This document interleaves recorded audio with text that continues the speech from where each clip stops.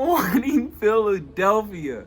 My name is Isaiah Esteban Young, and I'm part of a trio of camp boys who take care of this small little portion of God's kingdom, the family worship portion. But just because it's small doesn't mean we're not mighty. And we've been covering some powerful lessons over the past couple of weeks.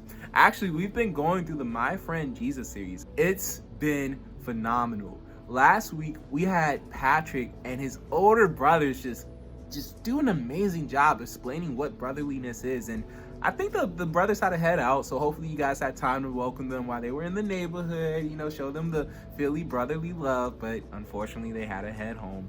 So this week I am back. I'm going to be covering, as you guys saw in the opening, optimism. Now, there's so many different things I want to tell you guys about the character trait, and I was really thinking about how I want to break it down, and I was like, man, Patrick and his bros, they do such a good job of just being outdoorsmen. They're so athletic, and they just bring some energy to the show. And then also with Seth, he just does such a good job of being humorous and just making you guys laugh and have a good time. And I'm like, I wonder what I'm going to bring to the table for this one. And the thing is, I'm a designer. I like cartoons. I like animation. So today we're going to be taking a look at some different characters that showed up through TV, and also some look at some drawings, and hopefully we can bring home this idea of optimism. I think I have a pretty good example for you guys. I think you're going to like it. So with that, let's dive into it. Come on, everybody. Here we go. Off to Neverland. What is optimism? If you have ever heard that word before, you've probably already pictured something in your head.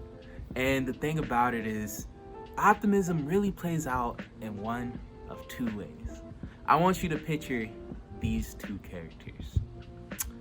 So when you think of an optimist, what you probably are thinking of is someone like... Yeah! Yeah!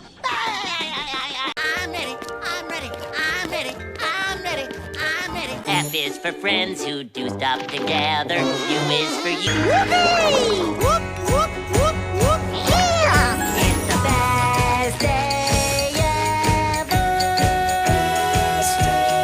If you believe in yourself, and with a tiny pinch of magic, all your dreams can come true. Exactly. SpongeBob SquarePants. This man's is always high energy, no matter what is going on. He wakes up screaming. He wakes up with so much energy. It's just like, come on, SpongeBob. Some people like him, some people don't. But one thing you can always say about SpongeBob is he generally has one of the most brightest outlooks on life. He sees the future. He's literally the I'm ready boy. He embodies that, and it's such a crazy thing to see. And on the opposite end of the spectrum, when you think about a pessimist, you probably think of... Why must every 11 minutes of my life be filled with misery? Why? All the wasted years.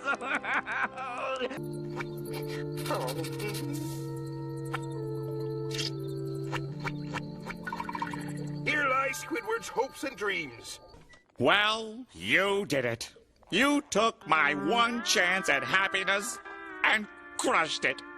Crushed it into little tiny bite-sized pieces.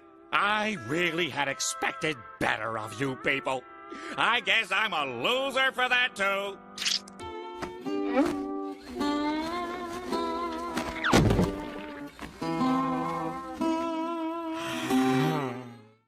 Whew. Squidward tentacles. What a guy. Without fail, Squidward brings just a certain energy to the show. He's always in what people call a mood. His energy is just kind of bleh. Now, the thing I want to point out is that both of these people are extremes. You have SpongeBob, you have Squidward, and you have optimism in its most optimistic state, and then you have pessimism in its most sad and depressing state. And you have these two people separated, and it's not realistic. Maybe some of you might be surprised by that. Like, you may have knew that it's like, oh, Squidward, you know, maybe I shouldn't be like that, right? I think that could to most of us, that there's something about the way Squidward carries himself, the way that he doesn't really care, and most people resonate with the idea that that's not okay. But on the other end, there's a certain piece of SpongeBob that also isn't exactly good, and it's not biblical either. When we look at Jesus, there's a certain separation between the way he lived his life and the way SpongeBob sees the world. And there's a such thing as being too much on the end of optimism, where you start to really be in the danger zone. Question for you guys. What is it about being too happy that could possibly be bad? I mean, at the end of the day, when we think of optimists, we picture these people who are dancing with rainbows. They pick up the flowers, they smell them, they wake up just ready to tackle life, and surely that's biblical, right? Isn't that exactly the way God wants us to live our life? To, no matter what the problem is, to always see a way out. You know, to just keep going forward, to charge forward, and just know that it's like everything is always going to be okay. But doesn't something feel a little bit off about that? I mean, even if you relate to SpongeBob, isn't there something that just kind of nugs at your heart and says, that's TV. This is real life. And there's a certain nuance, there's a certain level of realness to Squidward. See, even though like people always look at SpongeBob and maybe they're like, I really just love his energy, and if you were to compare one to the other, maybe you're like, SpongeBob is more like a Christian.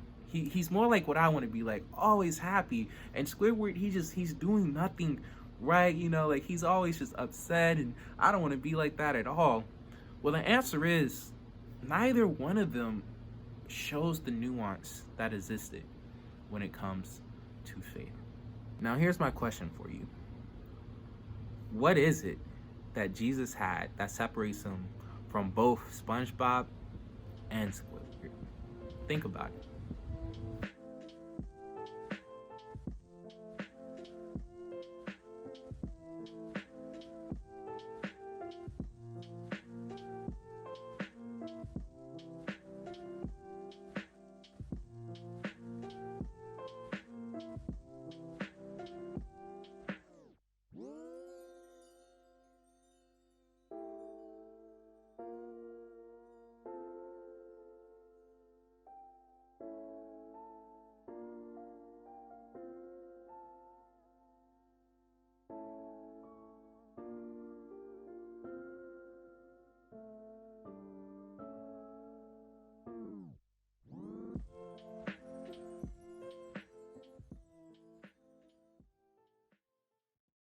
How did you guys do? Were you able to find anything that separates Jesus from these characters, these super opposites of the spectrum? You have the super positivity of SpongeBob, and you have all the negativity of Squidward. And where does Jesus fall on that spectrum? Well, in order to help explain it a little bit more, I don't even want to use my words. There's this book. It's actually the book that this series is based off of. It's called Jesus the Same. And I know it's a little crazy, it's a little out of the ordinary, but trust me, when I read this, hopefully it hits home for you guys. And I think there's really something to take away from here. So take some time and just listen. Now, I know reading is kind of boring sometimes, and you guys are like, Isaiah, a book. So to make it a little bit more interesting, I wanted to embody, you know, the spirit of animation and cartoons, and I actually made some drawings to help you guys just connect with this a little bit more. So don't worry, I'm not going to leave you hanging, and I understand how hard it is to sometimes just listen to someone read. But with that, I want to go ahead and dive into this. But please listen to these words and understand just how powerful they are. All right, guys, here we go. So, godly optimism. Let us open our New Testament and listen to a man who, in these confused and distracting times, can give us confidence and hope. Jesus of Nazareth was not a man who could shut his eyes to the sorrow and the heartbreak of the world. Never were eyes wider open than his. He saw everything. He saw things which the world had passed by unnoticed. He saw suffering and pain in every form. It tugged at his heart constantly.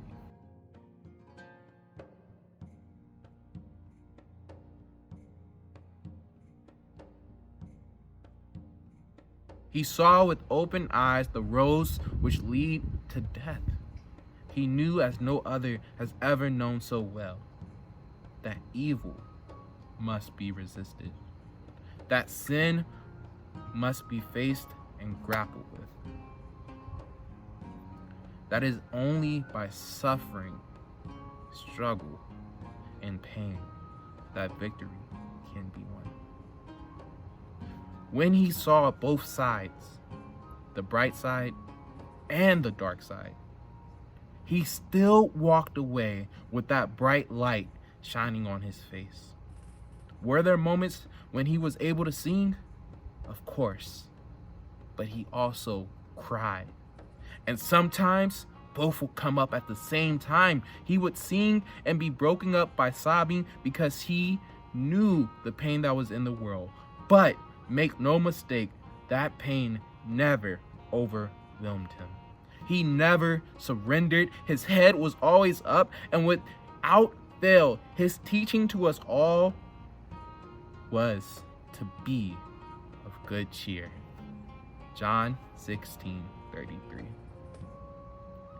When we read the New Testament, when we read the story of a man who experienced so much tragedy, when you take the time and just remember what happened to Jesus, what was his daily experience? If we were normal and we existed in a world without his hope, maybe we'll be just like those who see all the pain and just give up. Maybe we'll be just like those who say, no, there's no more hope. There's no more things to hold on to. I can't hold on to my happiness anymore. But that's never the case with the Bible. Without fail, no matter how many things were thrown at Jesus, don't we always look at this story as one of celebration and good news? Don't we call the New Testament the gospel, the coming of the good news? We do. And there's a reason why when Jesus says, be of good cheer, I have overcome the world, we can believe that. Because at the center of it all lives and works the world's greatest optimist. Give us a man who feels how painful life can be sometimes. Give us a man who understands that life can sometimes be a storm. But it's also certain that after the storm will always come the calm. Jesus is the Prince of Optimists. His optimism is the optimism of God himself.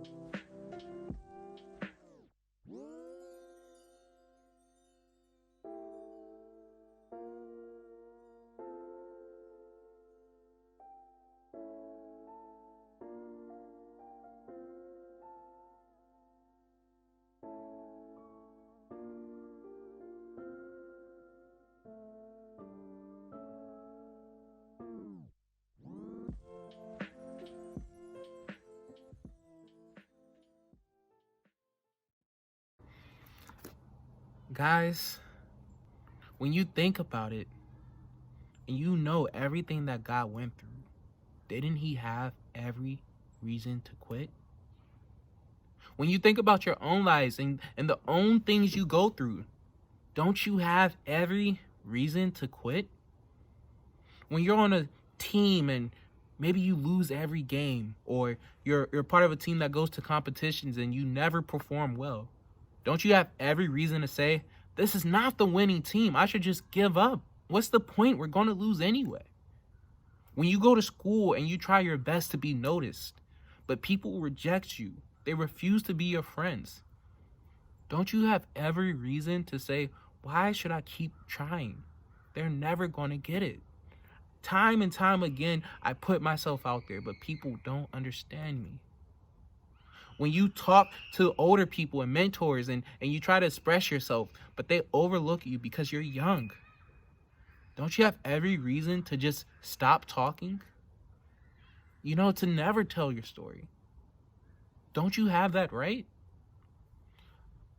I think the answer is yeah. People could quit. It makes sense. When you go through that much pain, the normal thing to do is to shut down. To continue to just let the world tell you that this is normal. This is what it's always going to be, and there's no reason for you to have hope. But when it comes to that point, yes, life is painful, but when it tells you that you can't have hope anymore, at that point, they are no longer following the words of Jesus, because that's never been his story.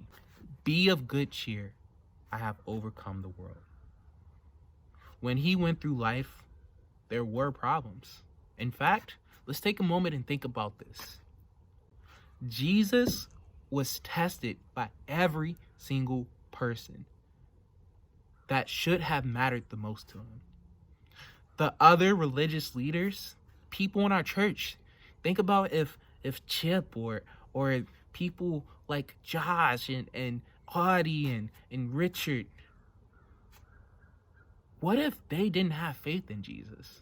And not only that, imagine if Jesus' own parents didn't have faith in him. Or also imagine, what if all of his friends and his brothers also didn't have faith in Jesus? And what if everybody in the entire city didn't like Jesus? And what if not only that, but the law enforcement, cops, and people we need to have faith in also didn't have faith in Jesus? But not only that, but the president of the United States also didn't have faith.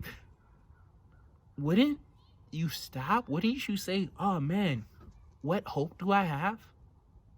Well, that's exactly what Jesus went through. Almost every single person in his life thought that he should stop.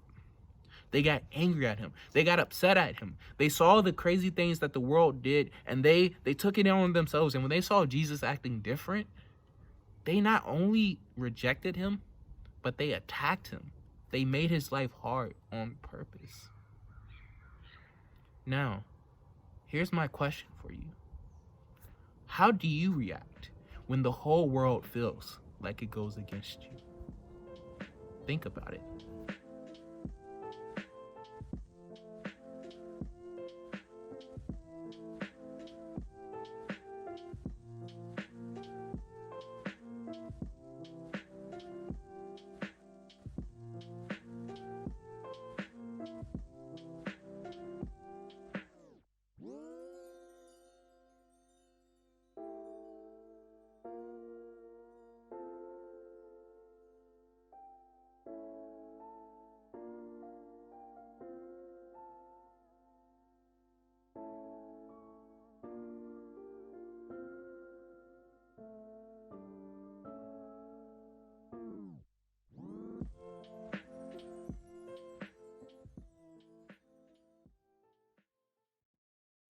Guys, we've come to the end of the lesson. I know today's talk was so long. It had books. It was a lot of me. I get it, guys, but it's just super important for you guys to be able to have this, especially these last 2 points. If you've tuned out for the past 10 minutes, as I've been talking on and on, listen, I get it. But right now, right here, I need you to listen to me and hold on to these 2 points. Because these 2 points can change your life. It can be the difference between you holding on to a bunch of negative emotions or you being able to have true faith that things are intended for just great things. 2 points. First and foremost, the reason why Jesus was able to continue on despite every crazy thing that happened to him is because who his God was. When we talk about God, sometimes it can feel so distant and so it's almost like it's just a picture of a person. It's almost like it's a cartoon, a fictional character, someone that exists in a story. And sometimes it doesn't feel like God is real. But to Jesus, God was his father. And we use that word a lot. So to make it more relevant for today's age, God was Jesus's dad. He raised him. Like everything that Jesus did, the teachings, the lessons, he got to a point when he was able to look at the creator of the world and call him dad. The same God that's with us no matter what, the same God that follows around. Imagine if 24/7 you had your dad behind you. Wouldn't you feel a little bit different? When you think back to your first day of school, you separate from your family, from the people taking care of you, and you're on your own, you're vulnerable. The bullies are around, the people that you want to be friends with are around, like your first crush is around, and there's just so many questions and things you don't know what to do. And you just like, man, who do I ask for advice? What if your dad was always right behind you every step of the way? He gave you every lesson you needed to know. And not only that, he had future sight. He knew exactly what was going to happen in the future. And he told you his plans. That's who God was. That's who the creator was for Jesus. He had that. And not only did he have that, but he had unshakable faith that people could change. He knew the potential in each and every single person. When you look at his story, remember how many times that he partied with the sinners, that he talked with them, that he ate dinner with them, that he went to their houses, the worst of the worst, the people we look at nowadays and we would never socialize with. Jesus was right there with them because he knew the potential in each of them. Each one of his apostles, they were the knuckleheads. In today's classes, they would have been the people laughing and making just ruckus, like making it hard for the good students to pay attention. Those students ended up being Jesus's disciples. You can look at it when you look at Peter, one of the biggest knuckleheads in the Bible. But yet, he was one of Jesus's best friends because when Jesus saw him, he didn't see his mistakes. He saw what he was capable of. And the reason why those 2 points are important is because he can apply it to you too, and he actively does. Jesus knows. Jesus knows. Jesus knows all of your flaws. He sees right past them, and he says, I see what you are capable of. I know where you are right now, but I know where you can be, and I have faith in you. That's who Jesus is, and that's what we can embody when we go through our pain. I hope you guys had a great time. We have one final worship song, and then you can enjoy your days. I hope to see some of you guys on the call, but rather than that, have a great Sunday, guys. Bye.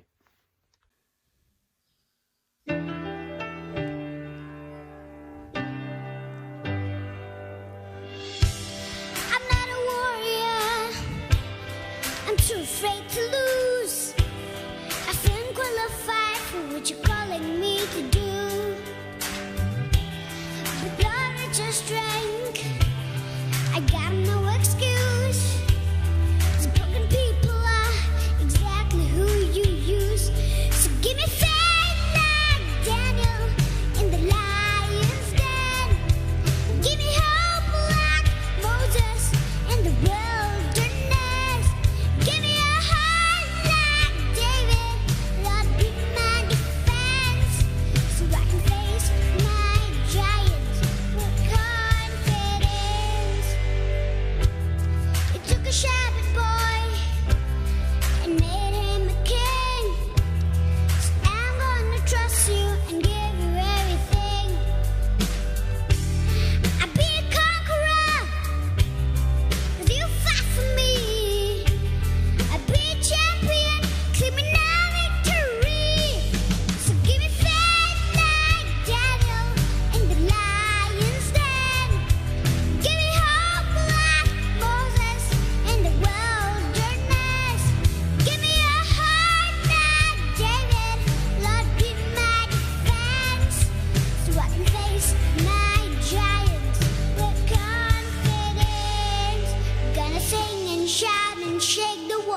Wanna stop until I see them fall. Gonna stand up, step that when you call. Jesus, Jesus. Gonna sing and shout and shake the wall. Wanna stop until I see them fall. Gonna stand up, step that when you call. Jesus, give me faith like Daniel in the lion's den. Give me hope like Moses in the wilderness. Give me a heart like David, Lord, be my defense, so I can face my giants with confidence. Give me faith like Daniel in the lion's den. Give me hope like Moses in the wilderness. Give me a heart like David, Lord, be my defense, so I can face my giants with confidence. I'll face my giants with confidence. Nakabenta burong ublayaman.